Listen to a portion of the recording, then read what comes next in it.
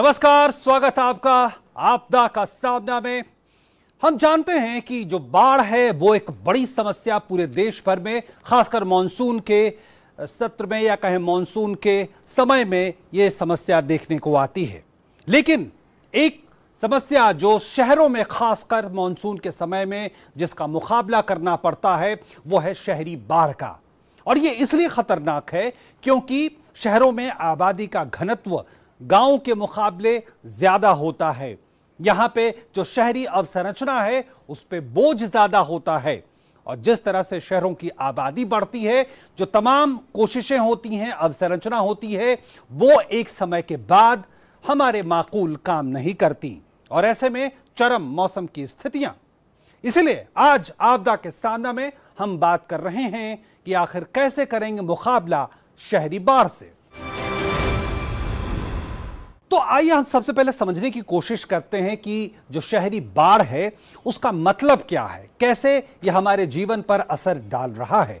तो आप समझें कि शहरी बाढ़ भारत में एक प्रवृत्ति इसकी बढ़ रही है। बड़े शहरों में खासकर इसकी स्थितियां लगातार गंभीर होती जा रही हैं। इसके अलावा अगर हम बात करें बड़ी घटनाओं की, तो साल 2020 में हमने हैदराबाद में एक बड़ी घटना देखी थी। साल 2001 और 2020 में अहमदाबाद में शहरी बाढ़ की समस्या थी।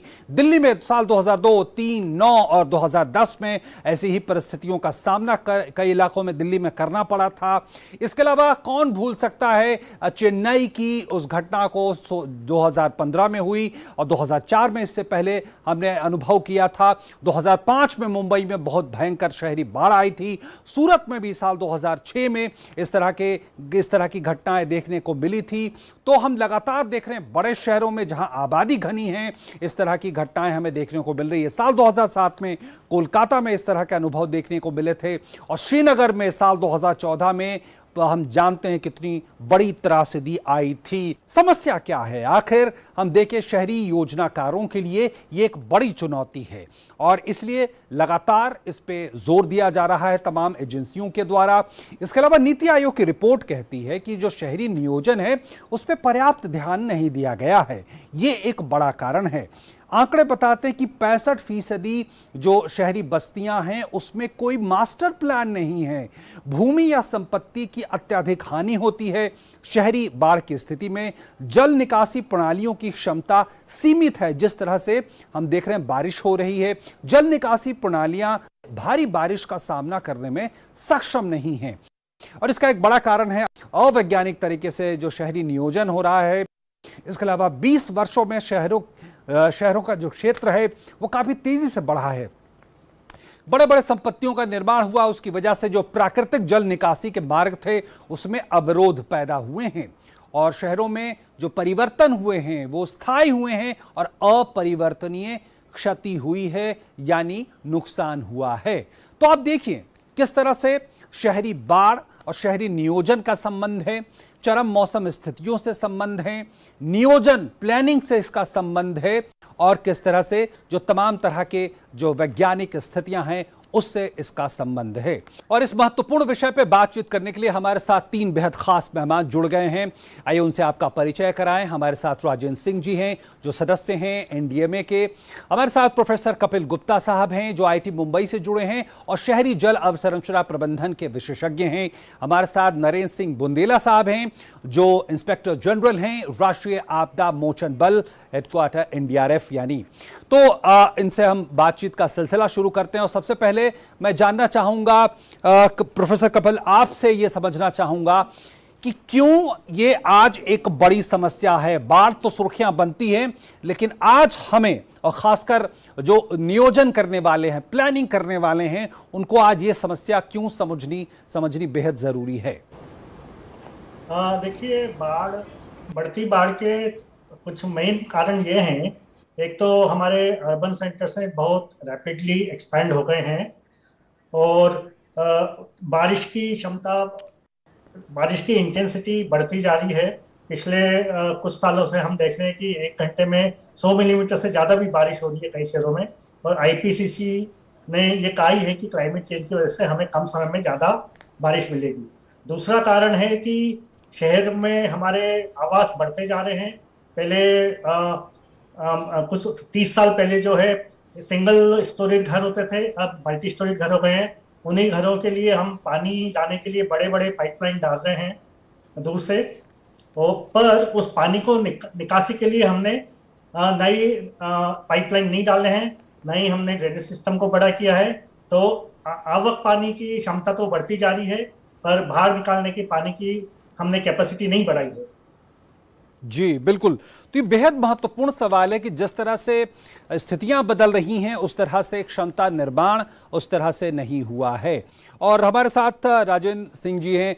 राजेंद्र सर, सबसे पहले तो ये बताएं कि स्थितियां बदल रही हैं तो निश्चित तौर पर एनडीए में भी उस तरह से अपनी शोध, अपने क्या कदम उठाने हैं, क्या गाइडलाइंस देने हैं, किस तरह की कोशिशें करनी हैं, इस पे जरूर काम कर रही है। किस तरह से इसको आकार दिया गया है, किस तरह से इस पूरी प्रक्रिया को आगे बढ़ाया गया है जिस तरह से परिस्थितियां बदल रही हैं शहरी बाढ़ के लिए? धन्यवाद। जैसे शहरी बाढ़ के लिए जो है प्रोफेसर साहब ने कहा है कि किस किन कारणों से होते हैं, तो मैं भी कहता हूं कि एक तो इसमें जो मेन मुद्दा है वो है हीट आइलैंड इफेक्ट, जो कि गैसें बहुत निकलती हैं, CO2 का इफेक्ट जब ये ऊपर जाती हैं और जब ये बादलों से मिलती हैं तो एक इसका भी जो है हीट आइलैंड इफेक्ट होता है। और जो प्राकृतिक बहाव को जो स्रोत होते हैं उनको जो हम जो है रोक रहे हैं, मीठी नदी और कूवम रिवर चेन्नई में हमने देखा है कि किस तरह से अतिक्रमण बढ़ा है और प्राकृतिक बहाव को जो है स्रोत को हमने बंद किया है। और तीसरा जो मेन जो है वो है स्टॉर्म वाटर ड्रेनेज। जब पानी ज़्यादा होता है और ड्रेनेज की क्षमता से ज़्यादा बढ़ जाता है और इसको अगर हम नहीं ढंग से देखते हैं तो उससे भी जो है बाढ़ का खतरा बढ़ जाता है। और चौथा जो मेन कारण इसमें मैं देखता हूँ वो है शहरों का पक्कीकरण करना।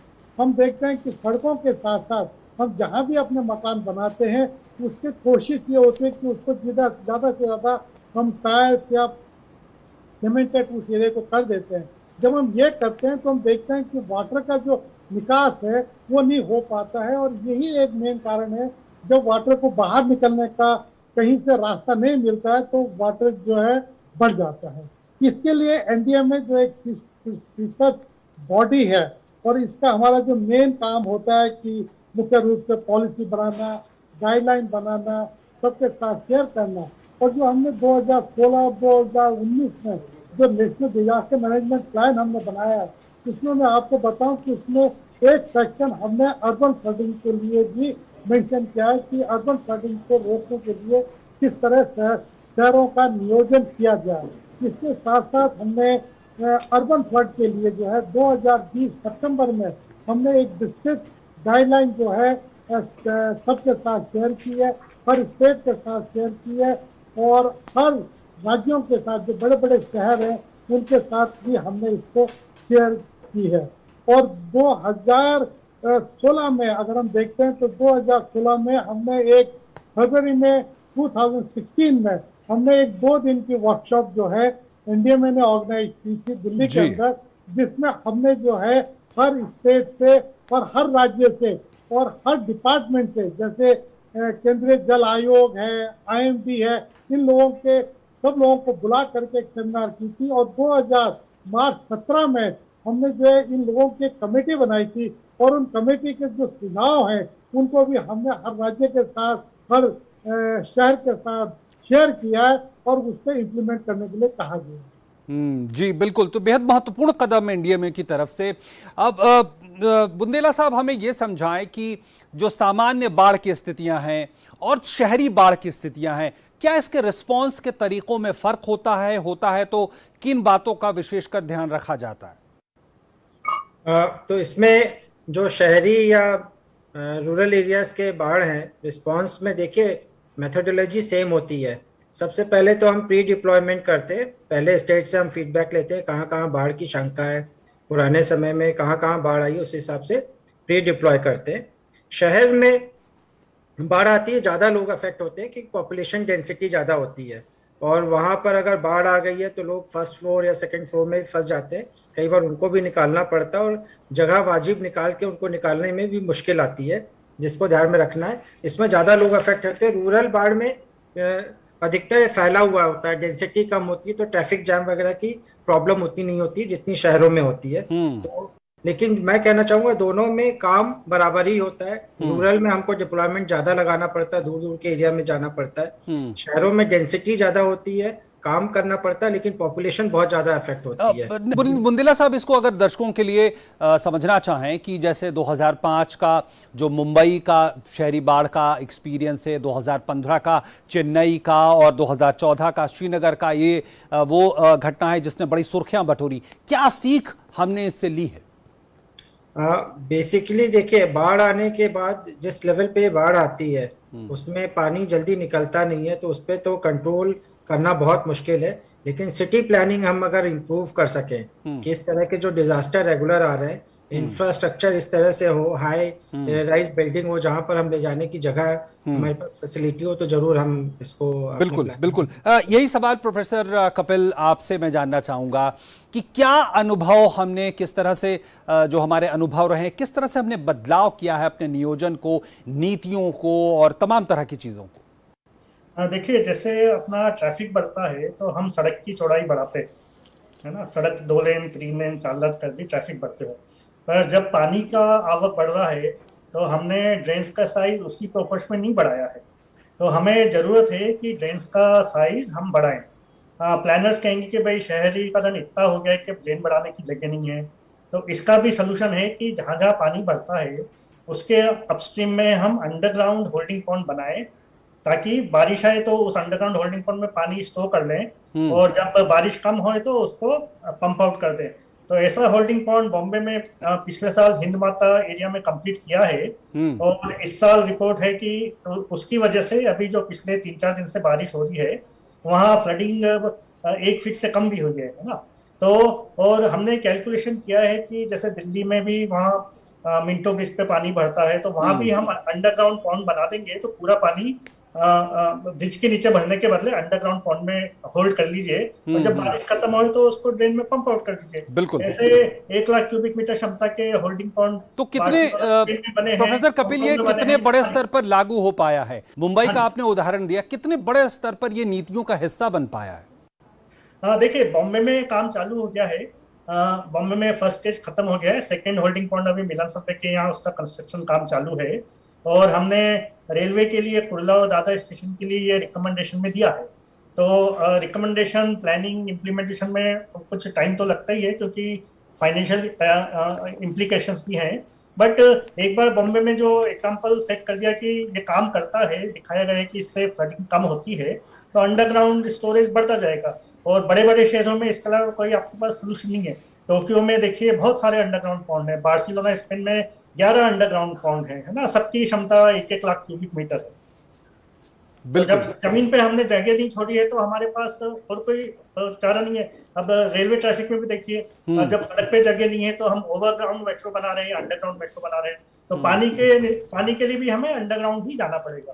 फिलहाल यहाँ पे हम छोटे से ब्रेक के लिए रुक रहे हैं, लेकिन ब्रेक पे जाने से पहले हम आपको बताएं कि आपदा प्रबंधन में निस्वार्थ सेवा के सम्मान हेतु भारत सरकार ने सुभाष चंद्र बोस आपदा प्रबंधन पुरस्कार की स्थापना की है, जिसके लिए आपदा प्रबंधन के क्षेत्र में अनुकरणीय कार्य करने वाले संस्थान और व्यक्तियों दोनों इसके पात्र होंगे।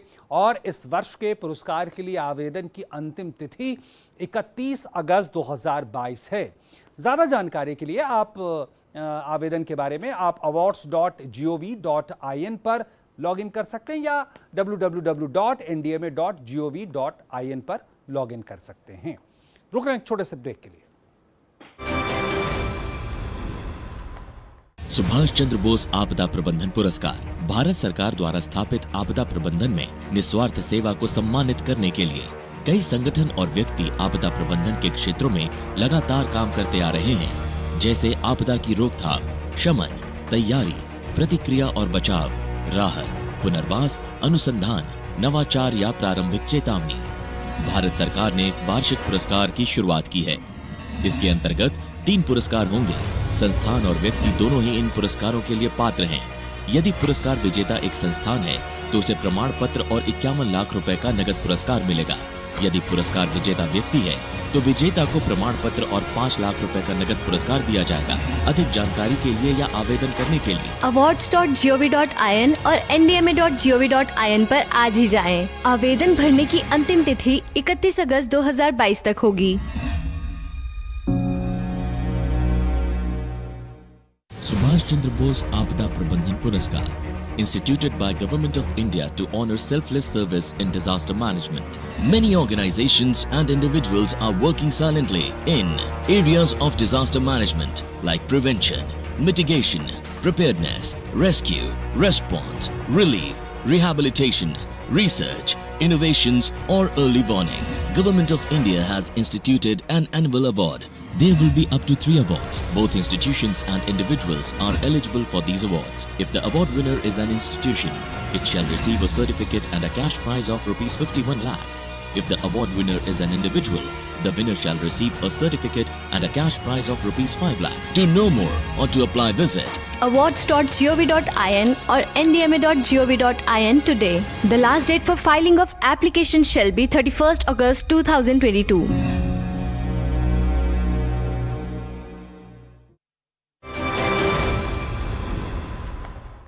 और ब्रेक के बाद एक बार फिर से आपका स्वागत। आप देख रहे हैं आपदा का सामना और आज आपदा का सामना में हम बात कर रहे हैं शहरी बाढ़ की, खासकर बड़े शहरों में। और हमारे साथ हमारे खास मेहमान जुड़े हुए हैं। राजेंद्र सिंह जी, हमें ये समझाएं कि हम देख रहे हैं कितनी बड़ी समस्या है और नीतियों के स्तर पे किस तरह से एनडीएमए ने इस पूरी प्रक्रिया को आगे बढ़ाया है। शहरों के नियोजन की बात हो या दूसरी तमाम तैयारियां हों, कैसे इसको बड़े स्तर पर राज्यों के साथ, दूसरी एजेंसियों के साथ इसे आगे बढ़ाया गया है नीति निर्माण को।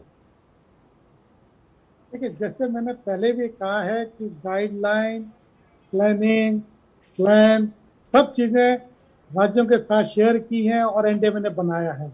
और सबसे खुशी की बात इस समय यह है, जो मैं शेयर करना चाहता हूं, कि 15वें वित्त आयोग ने करीब करीब 2,500 करोड़ रुपए जो है 7 शहरों के लिए ये पैसा आवंटन किया है। और इन 7 शहरों में कलकत्ता, हैदराबाद, चेन्नई, बेंगलोर, अहमदाबाद, मुंबई और पुणे है। तो अभी हर साल हमें 500 करोड़ रुपए इन 7 शहरों पे खर्च करना है, जिसमें अर्ली वार्निंग सिस्टम के ऊपर खर्च करना है, पानी के निकास की व्यवस्था करनी है, प्राकृतिक पानी के स्रोतों को बचाना है, जो सूख चुके हैं, जो बंद हो चुके हैं, उनको दोबारा से हमें जो है रिस्टोर करना है। और चौथी जो मेन चीज है, अपने स्तर से ग्रीन प्रोजेक्ट की भागीदारी को भी इसमें बढ़ाना है। ये ना हो कि पूरा शहर के शहर जो है हमने कंक्रीट जंगल की तरह जो है खड़ा कर दिया।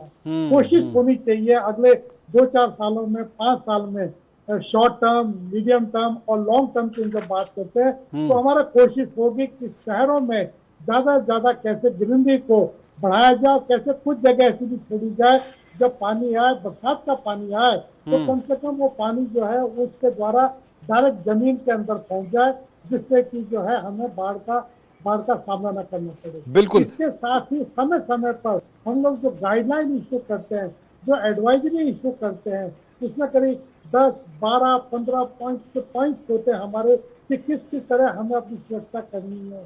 चाहे उसमें बिजली के स्विच को बंद करना है, बाहर नहीं निकलना है, अपने डॉक्यूमेंट्स को संभालना है, बहुत सारी चीजें हैं जिसको कि हम उनके राज्यों के साथ और इन शहरों के साथ बिल्कुल। और वो जो क्या करें और क्या ना करें, राजेंद्र जी, हम वो अपने दर्शकों को ग्राफिक्स के जरिए दिखा भी रहे हैं इस वक्त कि क्या क्या कदम उठाने हैं जब बाढ़ की स्थिति हो।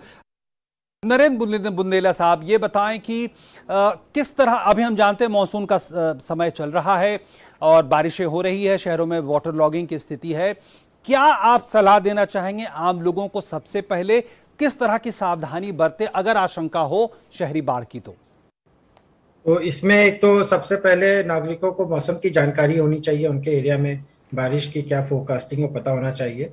अगर बाढ़ वाली बात आती है, पानी घर में घुसता है, तो बिजली के तार काट दें, गैस के कनेक्शन डिस्कनेक्ट कर दें, क्योंकि ये भी जान के लिए खतरा पैदा कर सकता है। आपातकालीन संपर्क के लिए मोबाइल चार्ज करके रखें हमेशा, क्योंकि हो सकता है चार्जिंग फैसिलिटी नहीं मिले, तो वो बहुत ज़रूरी है। राहत कर्मियों का इंतजार करें, क्योंकि गवर्नमेंट एजेंसीज, डिस्ट्रिक्ट एजेंसीज राहत कर्मी भेजते हैं। खुद से तैर के निकलने की कोशिश ना करें और उसमें राहत कर्मियों की मदद से लाइफ जैकेट के साथ लोग पहुंचेंगे और वहां से उनको सकुशल बाहर निकालेंगे। अगर घर में ऊपर की फ्लोर है, ऊपर चले जाएं, पड़ोसियों की मदद कर सकते हैं, उसमें भी उनको मदद कर सकते हैं। और अगर इनके पास इम्प्रोवाइज राफ्टिंग की हम ट्रेनिंग भी देते हैं कम्युनिटी को, कि अगर इनके पास कुछ बोट या उस तरह का लॉक से अगर कुछ राफ्ट बना सकते हैं वो जरूर बना के रखें इमरजेंसी के लिए। और सबसे बड़ी बात, अफवाहों पर बिल्कुल ध्यान ना दें और न्यूज़ जरूर चेक करते रहें, सोशल मीडिया में गवर्नमेंट चैनल पे करें, उसके हिसाब से काम करते रहें। प्रोफेसर कपिल, हमारे दर्शकों को ये बताएं कि आने वाले वक्त में क्या जो तमाम शहरी प्लानिंग है उसके लिए हम अब क्या बेहतर तैयार हो रहे हैं, क्योंकि जो शहर बन चुके हैं, जो स्ट्रक्चर बन चुका है, ड्रेनेज बने हुए हैं, उनको बदलने में तो बेहद समय लगेगा। देखिए, जो पुराने शहर हैं वहाँ अंडरग्राउंड इम्प्रूवमेंट्स कर रहे हैं, बट नए शहरों में इसका काफ़ी प्लानिंग स्टेज में लिया है। जैसे नया रायपुर बना है, तो नए रायपुर में उन्होंने एयरपोर्ट के बगल में होल्डिंग पॉन्ड बनाया है। तो जो नई सिटी बन रहे हैं वहाँ इसकी प्लानिंग है।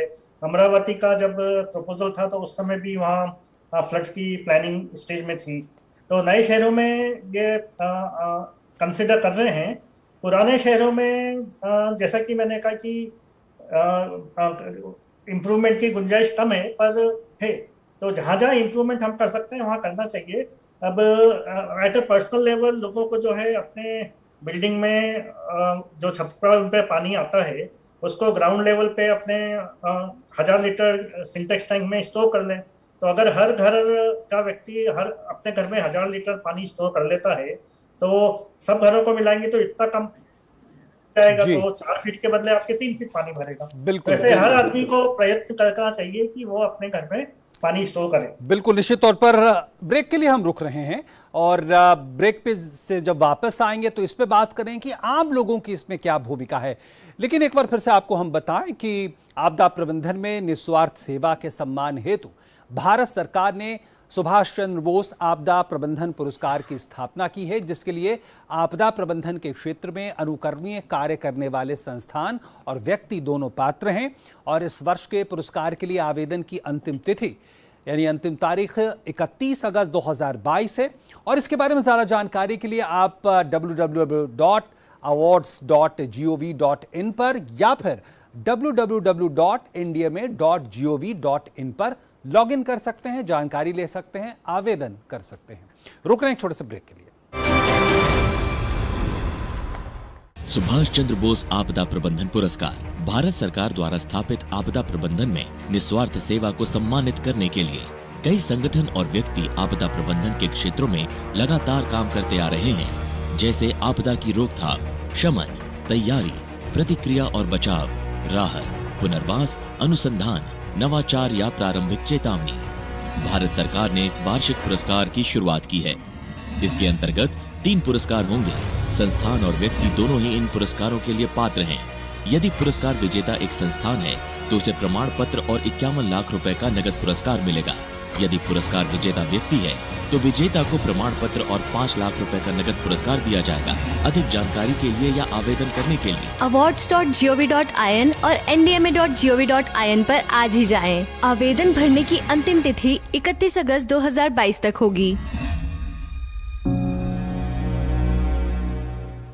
सुभाष चंद्र बोस आपदा प्रबंधन पुरस्कार instituted by Government of India to honor selfless service in disaster management. Many organizations and individuals are working silently in areas of disaster management like prevention, mitigation, preparedness, rescue, response, relief, rehabilitation, research, innovations or early warning.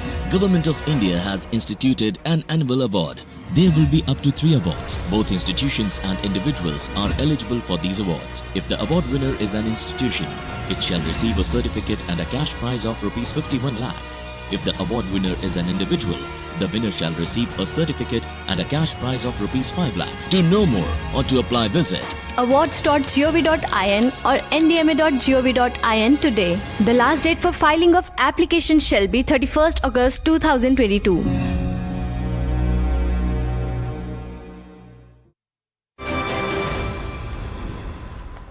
और break के बाद एक बार फिर से आपका स्वागत। आप देख रहे हैं आपदा का सामना और आज हम बात कर रहे हैं कैसे शहरी बाढ़ से हम मुकाबला करें। हमारे साथ हमारे मेहमान जुड़े हुए हैं।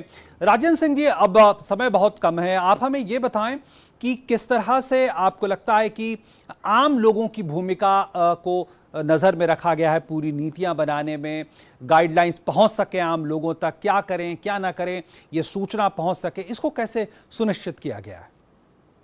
देखिए, गाइडलाइन बना दी है, शेयर कर दी गई है स्टेट के साथ, राज्यों के साथ, शहरों के साथ, म्यूनिसिपैलिटीज के साथ और म्यूनिसिपल कॉर्पोरेशन है उनके साथ शेयर भी की है।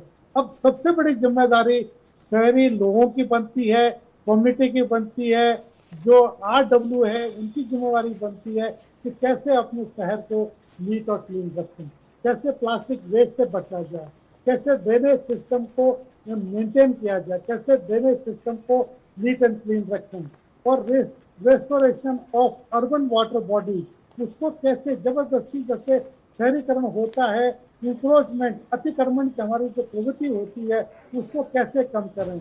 अपने घर के आगे अपने ड्रेनेज के ऊपर अगर हम अतिक्रमण की प्रवृत्ति को छोड़ देते हैं तो मैं समझता हूँ कि ये जन भागीदारी होगी, अपने शहर के लोग भी उससे ठीक रहेंगे और अपने कम्युनिटी के लोगों को भी असुविधाएं जो हो रही हैं वो उनको फेस नहीं करनी पड़ेगी। अगर हम अपने स्तर पे थोड़ा थोड़ा योगदान करते हैं और NDMA की जो गाइडलाइन है जो अर्बन फ्लडिंग के ऊपर है और जो बिल्डिंग लॉज के ऊपर है, जो अगर बिल्डिंग लॉज को हम फॉलो करते हैं और जितना एरिया छोड़ना होता है अगर उसके ऊपर गौर करें, जैसे गुप्ता जी ने कहा है, कपिल गुप्ता जी ने कहा बिल्कुल, है, बिल्कुल। अगर इन सब चीज के ऊपर जो है अगर हम ध्यान दें, अगर हम आम आदमी और कम्युनिटी के लोग इसको आगे बढ़ाएं तो आने वाले टाइम में इन सारी आपदाओं से हमें जो है निजात मिल सकती है। बिल्कुल, बेहद महत्वपूर्ण बात। आम जो लोग हैं उनकी भी बड़ी भूमिका है, जो सोसाइटी में कम्युनिटी है, कम्युनिटी लीडर्स है, उनकी भूमिका है और साथ में नीति निर्माताओं की भूमिका है, तमाम एजेंसियों की भी भूमिका है, यानी एक साथ मिलकर ही इस मुकाबले का सामना किया जा सकता है। बहुत बहुत धन्यवाद प्रोफेसर कपिल, आपका हमारे साथ जुड़ने के लिए। नरेंद्र बुंदेला जी, आपका हमारे साथ जुड़ने के लिए बहुत बहुत धन्यवाद। राजेंद्र सर, आपका बहुत बहुत धन्यवाद हमारे साथ जुड़ने के लिए। और इसके साथ आपदा का सामना में आज फिलहाल इतना ही। दीजिए हमारी पूरी टीम को इजाजत। नमस्कार।